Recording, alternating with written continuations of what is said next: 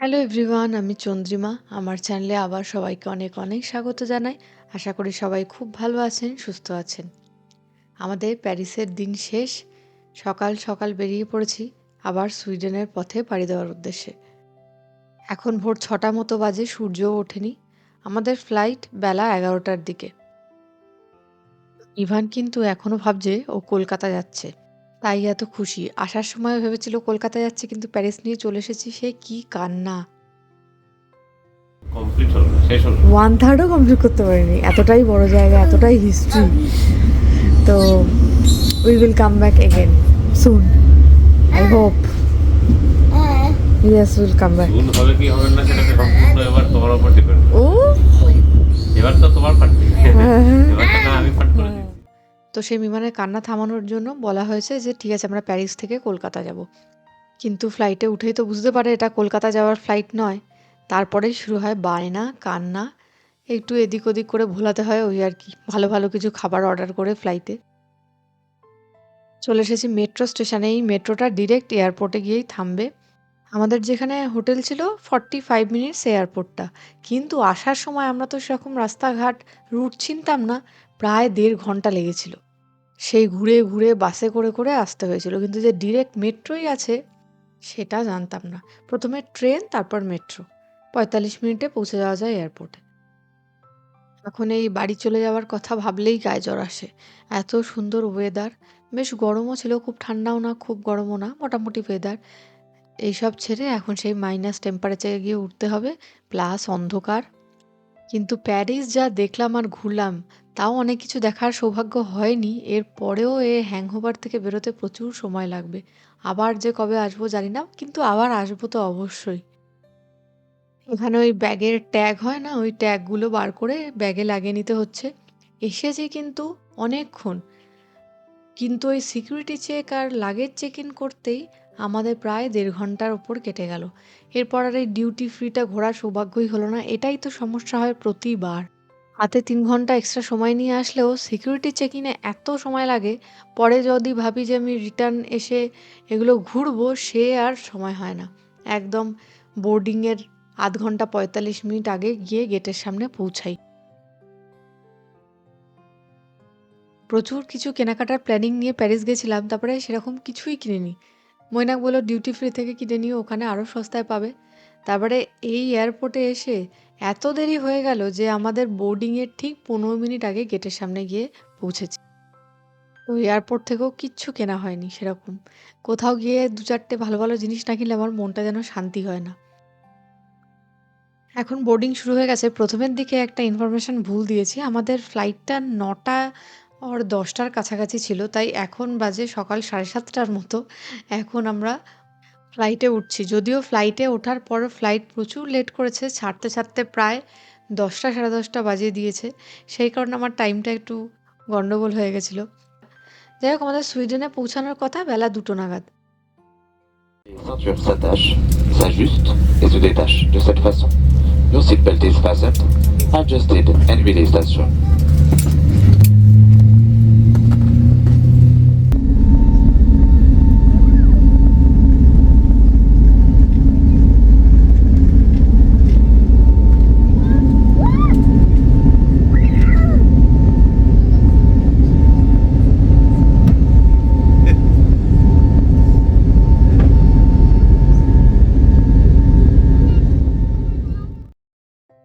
আমার তো সবাই জানেন প্লেনে প্রচণ্ড ফোবিয়া। মিভান আবার প্রচণ্ড প্লেন চড়তে ভালোবাসে। যাই হোক, আমাদের যাওয়ার সময় মানে প্যারিসের দিকে যাওয়ার সময় প্লেনে কোনো অসুবিধাই হয়নি, কোনো টার্বুলেন্সের মধ্যে পড়িনি, খুব স্মুথ ছিল। কিন্তু ফেরার সময় যখন সুইডেনের মোটামুটি কাছাকাছি এসে গেছে, তখন টার্বুলেন্সে পড়েছি। কারণ সুইডেনে ওয়েদার এমনিও খারাপ চলছিল। জানতামই এই সময়টা সুইডেনে ঢোকার আগে টার্বুলেন্সে পড়বো, তাও খুব একটা বেশি ছিল না। যাই হোক, মিভান এদিকে পিৎজা খেলো। ফ্লাইটে পিৎজাটা এত ভালো ছিল, আমার দোকানের থেকেও ভালো লেগেছে। আর এইভাবেই 2 ঘন্টা টুকটুক করে কেটে গেল। আমরা কিছুই খাইনি, ভাবলাম নেমে খাবো। নেমে তো এমন বরফ দেখলাম, কোনো রেস্টুরেন্টে যাওয়ার মতো ক্ষমতাই হলো না। The temperature is -3. Please keep your seatbelt fastened. The seat fan has been turned off. You may now activate your flat foot when leaving the aircraft. Remind you that smoking is still forbidden. keep on playing with. Ha väljer med att japansk är en god intag who wishes you a good journey to Sundberg.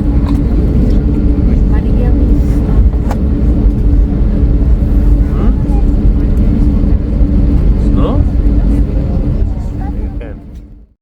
বাইরের অবস্থা তো দেখলেনই, সুইডেনে কিছু জায়গায় yellow warning, কিছু জায়গায় orange warning চলছে। প্রচণ্ড snowfall হবে এই কদিন। মানে লাস্ট 15 বছরে এরকম স্নোফল নাকি এর আগে হয়নি স্টকহোমে। এদিকে লাগেজ নিতেও আমরা প্রায় ৪৫ মিনিটের উপরে দাঁড়িয়েছিলাম। মানে লাগেজগুলো বেরোচ্ছিলই না। যদিও লাগেজ বেরোনোর পর শুরুর দিকেই আমাদেরটা ছিল, কারণ আমরা অনেক পরে লাগেজ চেক ইন করেছিলাম, তো তাই জন্য বোধহয় আমাদেরটা আগে আগে বেরিয়ে এসছে।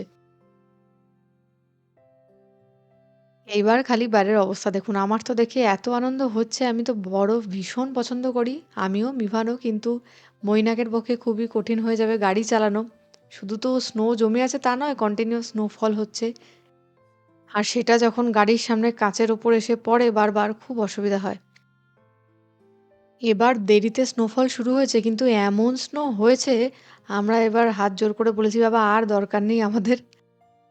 আমরা সুইডিশ ক্লাসে প্রতিদিন যেতাম আর দুঃখ করতাম স্নো এবছর আর পাবো না মনে হয়। তারপর ভগবান এমন স্নো দিল যে আগামী 5 বছরের স্নোয়ের ইচ্ছা চলে গেছে। কি যে দুর্বিষহ হয়ে উঠেছে জীবনটা এই বরফে, সে কি বলি। এর পরের ব্লগগুলোতে দেখাবো ঠিক কীরকম কঠিন জীবন এই বরফে আমাদের। দেখতে দূর থেকে ভালো লাগে, বাজার, দোকান, স্কুল, কলেজ সব কিছু এই বরফ পেরিয়ে যাওয়া ঠিক কতটা কঠিন। আর মিভানকে দেখে তো বুঝতেই পারছেন যে ওর আনন্দের তো শেষ নেই। Don't run, don't run! अरे बाप रे! Don't run!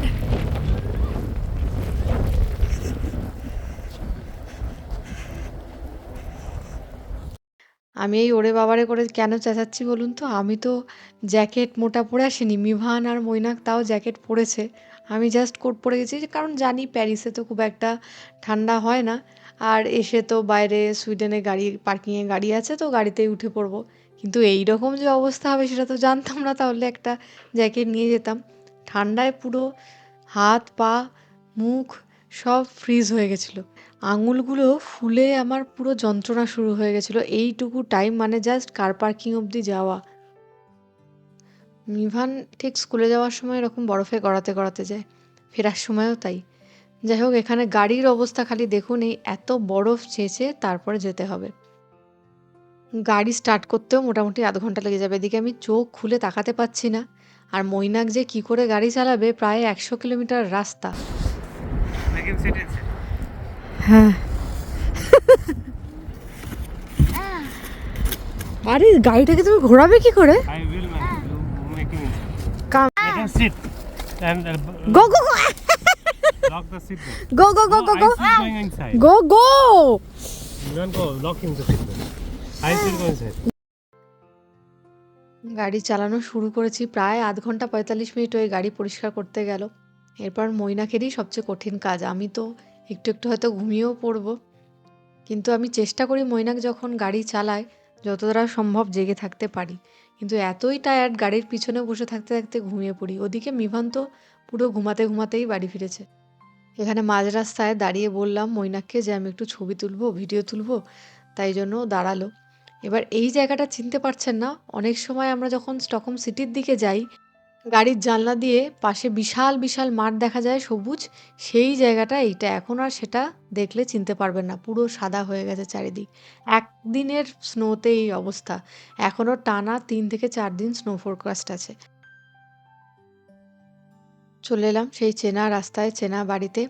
এইখানে দেখছি খুব বেশি স্নো জমেনি, আমার মনে হয় গাড়ি এসে স্নো কাটিয়ে দিয়ে গেছে রাস্তায়।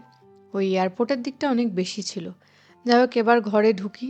সেই ঘরে ঢুকে একই জীবন আবার চলবে।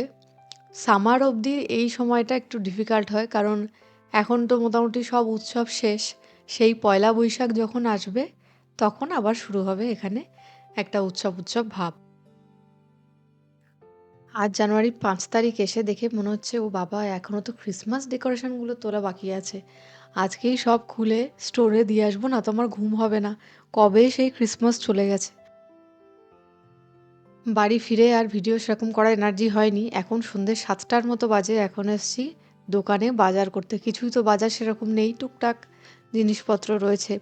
বাড়ি গিয়ে আমি আবার জানেন তো সমস্ত ক্রিসমাস ডেকোরেশন তুলেছি স্টোর রুমে, তারপর গিয়ে আমার শান্তি হয়েছে। ঘুমাইও নি, সেই ভোর 4টে থেকে জেগে আছি। যাই হোক, বাজার করে নিয়ে যাই। বাজারে ওই যে বোতলগুলো দিয়ে প্রায় 70 কোনা পাওয়া গেল। মানে মৈনাক লাস্ট 3 মাসে যত কোক পেপসি খেয়েছিল, এমনি জলের বোতল নর্মালও ছিল, সেগুলো দিয়ে 70 কোনা ফিরে পেল। এদিকে সামনেই স্প্রিং আসছে, সমস্ত দোকানে দোকানে বিভিন্ন রকমের সবজির চারা, ফুলের চারা বিক্রি হচ্ছে। এবার তো আমি ঠিক করেছি ব্যালকনিতে চাষ করবই। আমি জানি না কেন আমি সবজি বাঁচাতে পারি না, আমি ঠিক করে আসলে প্রসেসটা জানি না। এখানে অনেক নিয়ম আছে, কারণ যেহেতু ঠান্ডার দেশ, রোদ কম, সেই কারণে আমাকে এবার শিখতে হবে একটুখানি কী করে ব্যালকনিতে সবজি চাষ করা যায় ছোটোখাটো। মৈনাকের এক বন্ধু আছে, খুব ভালো সবজি চাষ করে দেখেছি, তো তার কাছ থেকে জানবো। সামনেই স্প্রিং সামার আসছে, তো সেই রকম ডিজাইনেরই জিনিসপত্র দোকানে দোকানে সেল হচ্ছে। এটা কিন্তু এখানে প্রত্যেক বছরই হয়। স্প্রিং, সামার, আবার অটাম, আবার উইন্টারের, মানে সিজন ওয়াইজ এখানে জিনিসপত্র দোকানে দোকানে বিক্রি হয়, সেরকম কালারে বিক্রি হয়। আর যেহেতু সামনে ভ্যালেন্টাইন্স ডে, সেই জন্য লাভ থিমেরও জিনিসপত্র বিক্রি হচ্ছে। এগুলো দেখতে খুব ভালো লাগে, কিনি কি না কিনি ওই জন্য দোকানে আসি। আর মৈনাক তো আমাকে দোকানে নিয়ে আসতে রীতিমতো আতঙ্কিত থাকে, কারণ এইসব দোকানে আসলেই জানে আমি প্রয়োজনের অতিরিক্ত জিনিস কিনি। যদিও এবার প্যারিস থেকে সেরকম কিছুই কিনিনি বলে মনে এমনিই দুঃখ। এখানে মানুষজনের হাতে সময় কম বলে বিভিন্ন রকমের রুটি, ব্রেড রেডিমেড পাওয়া যায়। আমি যদিও অ্যাভয়েডই করি, কিন্তু এখন সুইডিশ ক্লাস শুরু হওয়ার পর থেকে টাইম আমার রান্নার একদম হাফ হয়ে গেছে, হাফেরও কম বলতে পারেন। 45 মিনিট 1 ঘন্টায় আমি সমস্ত রান্না শেষ করি। তাই রেডিমেড কিছু খাবার জন্য ওই রুটি যে প্রোটিন টর্টিলা সেটার প্যাকেটটা নিলাম। আর এখান থেকে ব্রেড নেব। ব্রেডের সেকশানে দেখলাম ব্রেড খুবই কম আছে, কারণ বেশ রাত করে এসছি তো, সেই কারণে। এই যে র্যাপের যে রুটিগুলো পাওয়া যায়, আমার মনে আছে, এইগুলো দেখে মনে পড়লো মৈনাক যখন কলকাতায় থাকতাম বিয়ের পরপর টালিগঞ্জে একটা দোকান ছিল, ভীষণ ভালো র্যাপ পাওয়া যেত। এখন যেমন মোটামুটি সমস্ত রেস্টুরেন্ট, ক্যাফে র্যাপ ইজিলি পাওয়া যায়, আজ থেকে 10 বছর আগে তখন এত ইজিলি পাওয়া যেত না। তো ওই একটা পার্টিকুলার দোকান ছিল, ভীষণ ভালো র্যাপ বানাতো। আমার এখনও মনে আছে 100 টাকা নিত একটা বেশ বড় চিকেন র্যাপ। তো আমি আর মৈনাক যেতাম মাঝে মাঝে খেতে। আর এখন আমি বাড়িতেই র্যাপ বানিয়ে নিই। আর এখানে পনির পেলাম। পনিরগুলো এখানে আমি দোকান থেকে রেডিমেড অ্যাভয়েডই করি, কারণ খুব কর্নফ্লাওয়ার মেশা থাকে তো রাবারের মতো হয়ে যায়। আমি ঘরেই বানাই, কিন্তু এখন টাইম পাচ্ছি না বলে একটু কমই বানানো হচ্ছে পনির। আর ওই ফ্রিজটায় কত রকমের সসেজ অ্যান্ড চিজ দেখলেন? সুইডিশ চিজ তো সারা পৃথিবী বিখ্যাত, প্রায় 200 থেকে 300 রকমের চিজ এখানে পাওয়া যায়। আর এইগুলো হচ্ছে সমস্ত ফ্রেশ পাস্তা, মানে এগুলো বেশি দিন রেখে দেওয়া যাবে না, গিয়ে সেদ্ধ করে নিতে হবে। মানে আমরা যে পাস্তাগুলো খাই সেগুলো তো ড্রাই থাকে, আপনারা সেদ্ধ করে তারপরে খান। আর এগুলো একদম ফ্রেশ, নরম, দেখলেই বুঝতে পারবেন বেশি দিন স্টোর করে রাখা যায় না। যাই হোক, ওই পাস্তা ইচ্ছা করে মাঝে মাঝে, কিন্তু যেহেতু খুব একটা পাস্তার ভক্ত নই, নষ্ট হয়ে যায় যদি, তাই নিলামও না। আর এখানে একটা বেসিল লিফ নিলাম, কারণ ইভানের খুব ড্রাই কাফ হয়েছে, তাতে একটু হেল্প করবে। ওই কাড়া বানিয়ে খাওয়াবো। আমাদের তো এখানে একটাই ওষুধ, কাড়া, কারণ ডাক্তার তো এইসব কাশি ছোটোখাটো ব্যাপারের জন্য কোনো মেডিসিন দেয় না। যখনই কাশি বা কিছু একটু ঠান্ডা লেগে যায় কাড়া খাই, সত্যিই খুব কাজে দেয়। ভাবলাম প্যাকেটে যে বিটরুটগুলো থাকে ওগুলো নেব না, ফ্রেশটা নেব। তারপরে একটার সাইজ দেখি 400 গ্রাম, তো বাধ্য হয়ে প্যাকেটে নিলাম। প্যাকেটে অনেকগুলো ছোট ছোট থাকে, আর এগুলো একদম অর্গ্যানিক, কিন্তু এত বড় সাইজ একবারেই খেয়ে নিতে হবে, তাই ভাবলাম যে থাক প্যাকেটেরটাই নিই। আর এখন তো বাজারের দাম এতই, মানে যে বাজার আমাদের 700-800 করোনায় শেষ হয়ে যেত, এই যে আজকের যে বাজারগুলো দেখবেন 1700 করোনা বিল হবে। মানে 3 গুণ দাম বেড়ে গেছে প্রায় বলতে পারেন। আর এখানে দোকানে আমাদের যেমন কলকাতায় লম্বা লম্বা স্পিনাচ পাওয়া যায়, খুব কমই পাওয়া যায়। তাই ছোট স্পিনাচই এখানে বেশি। এগুলোর টেস্টও খুব ভালো লাগে। আমার ওই লম্বা স্পিনাচ ভালোও লাগে না খুব একটা, খাইও না। তো এই স্পিনাচগুলো মিষ্টি মিষ্টি হয় একটু। ওই স্পিনাচের প্যাকেট নিলাম। আর আমি বাজার করতে এত ভালোবাসি, এত সবজি দেখে মনে হয় সবই নিয়ে যাই। আমার বাবাও এরকম ছিল, প্রতিদিন ব্যাগ ভর্তি ভর্তি করে বাজার নিয়ে আসতো, আর আমার মা কি রেগে যেত, কারণ বাজারগুলো তো রান্না করে শেষ করতে হবে, না তো নষ্ট হয়ে যাবে। আর সবচেয়ে ভালো জিনিস এখানে পেলাম জানেন, ফ্রেশ ডাব। আমাদের এদিকে ফ্রেশ ডাব একদম পাওয়াই যায় না। হ্যাঁ, প্যাকড কোকোনাট ওয়াটার পাওয়া যায়, কিন্তু এই ফ্রেশ ডাব এই প্রথমবার, তাও রিজনেবল দামেই পেলাম। 49 ক্রোনা একটা, মানে আমাদের কলকাতায় আমরা 50 টাকা দিয়ে এক পিস ডাব খাই, আর এখানে 50 ক্রোনা দিয়ে খাচ্ছি। কিন্তু যাই হোক, তাও মাঝে মাঝে খাওয়া ভালো বলে নিলাম বাধ্য হই। এখানে সুপার মার্কেটগুলোর সুবিধা এটাই যে এক ছাদের তলায় সব কিছু পেয়ে যাবেন হিরে থেকে জিরে। এইখানে যেমন সমস্ত ডিপার্টমেন্ট আলাদা আলাদা করা থাকে, মানে পাস্তা ডিপার্টমেন্ট আলাদা, চালের ডিপার্টমেন্ট আলাদা, ব্রেডের ডিপার্টমেন্ট আলাদা, ফ্রোজেন সেকশন আলাদা, মানে প্রত্যেকটা জিনিস খুঁজে পেতে আপনার সুবিধা হবে, ডিপার্টমেন্ট আলাদা আলাদা করে রাখা আছে। তো যাই হোক, এখানে দেখুন সমস্ত ফ্রোজেন ফুড। আমি তো অ্যাভয়েডই করি, কিন্তু খেতে ভীষণ ভালো হয়। এই যে দেখুন, আবার থাই, ইন্ডিয়ান, রাইস, চিকেন, এগুলো সব প্যাকড ফুড, জাস্ট মাইক্রো করে নিলেই হয়ে যাবে। এখানে লোকজন প্রচণ্ড ফ্রোজেন ফুড খায়, কিন্তু তাও যে কি করে 100 বছরের কাছাকাছি বেঁচে থাকে সত্যি জানি না। আমরা বলি আনহেলদি, ক্যান্সার হতে পারে। এখানে 90 বছরের বৃদ্ধ মানুষকেও আমি জগিং করতে দেখেছি, এতটাই তারা ফিট।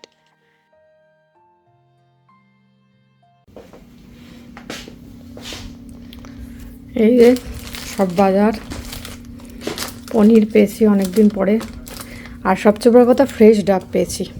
আমাদের বাড়ির কাছে ফ্রেশ ডাব খুব একটা পাওয়া যায় না, আমাকে সিটির দিকে যেতে হয় ফ্রেশ ডাব পেতে। এই এতদিনের না থাকার পরে যত বাজার হওয়া সম্ভব সব বাজার করে নিয়ে আসা হয়েছে।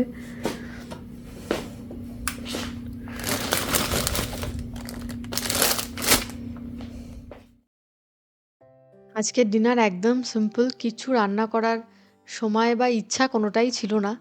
ব্যাস ভাত, ডাল সেদ্ধ, আলু সেদ্ধ। ডিমও কিনে এনেছি, সেটা দেখাতে ভুলে গেলাম, কিন্তু ডিম আর রান্না করিনি, কারণ এই কদিন প্যারিসে প্রতিদিন রাতে সকালে ব্রেকফাস্টে প্রচুর ডিম খাওয়া হয়েছে, তো ভাবলাম কিছুদিন ডিমটাকে গ্যাপ দিই। তবে হ্যাঁ, আলু সেদ্ধর মধ্যে একটা ডিম মেখেছি। আমার মা ভীষণ ভালো আলু সেদ্ধ, ডিম সেদ্ধ, পেঁয়াজ, কাঁচা লঙ্কা দিয়ে মানে আলু মাখা বানায়, কিন্তু আমি কিছুতেই অত ভালো আলু মাখা বানাতে পারি না। সেম প্রসেসেই বানাই, কাঁচা পেঁয়াজ, কাঁচা লঙ্কা, সর্ষের তেল, আলু, ডিম, নুন, কিন্তু তাও সেই স্বাদটা পাই না, কিছু হয়তো কম বেশি হয়। যাই হোক, আজকে এই আমাদের ডিনার। এই কদিন প্রচুর ভালো মন্দ খাওয়া হয়েছে, এবার আলু সেদ্ধ ভাত দিয়েই চলবে আগামী 10 দিন। চলে। হ্যাঁ, তো স্যাম বলেছিল না, মৈনাকের একটা বন্ধু, আমি তখন সুইডেনে আসেনি, যে মৈনাক তার রোজ টিফিনে আলু সেদ্ধ, ডিম সেদ্ধ আর ভাত নিয়ে যায়, কারণ রান্না করতে পারে না। আর সেই কারণে মৈনাক মানে এত স্যাম পিছনে লেগেছিল একটু, তারপর একটু রান্না শিখেছিল। না, ওটার জন্য শিখিনি, তোমার জন্য কিছুটা শিখেছিলাম। বড্ড তুমি কি বলবো, রান্না নিয়ে প্রচন্ড বেশি খুঁতখুঁতে। না, তখন তো আমি ছিলাম, তখন আর কে খুঁতখুত করতো। হ্যাঁ, যাই হোক, আর যে জিনিস শেষ করতে 6-7 মিনিট লাগে, তার পেছনে ঘন্টা 3 দিনে সকাল বিকেল মিলিয়ে মানে সময় নষ্ট আমার মনে হয়। তাই রান্নার পেছনে আমি বিশেষ সময় কোনোদিনই দিইনি। ব্রিটিশদের দেখেছো তো, সবকিছু আছে। ওদের সাথে তুলনাই করো না, খালি লুটে সারা বিশ্বকে লুটে জীবন চলে যাচ্ছে। হ্যাঁ, সেটা তো তাই, মানে বিশ্ব লুটে কোনো কিছুতেই এফোর্ট দেয়নি, তাই রান্নাতেও এফোর্ট দেয়নি। এমন লুটেছে যে 75 বছর ধরে তো চালিয়ে যাচ্ছে। হ্যাঁ, তো যাই হোক, তো বেসিক রান্নাটা তো এফোর্ট দেয়নি জীবন। রান্না করার কি ঠেকা, এই জন্য এত লুটেছে, রান্নার পেছনে সময় নষ্ট করার কোনো সময় দেয়নি। ব্রিটিশ ফুড বলে কোনো জিনিস হয় না, এটা সত্যি কথা। ওদের দেখে ওটাই আমার ভালো লাগে। ব্রিটিশদের থেকে একটা জিনিসই শিখেছি, না গো, দরকার নেই সে কাজে কিছুতেই এফোর্ট দেবো না, খালি লুটে নেবো সবকিছু। আজকে ডিনার করতে করতে ব্লগটা এখানেই শেষ করছি। আবার প্রচুর বরফে আমাদের কি কঠিন জীবন, এই সব ভিডিও নিয়েই আসবো খুব তাড়াতাড়ি। সবাই খুব ভালো থাকবেন, সুস্থ থাকবেন, আর অনেক আনন্দ থাকবেন। Bye bye.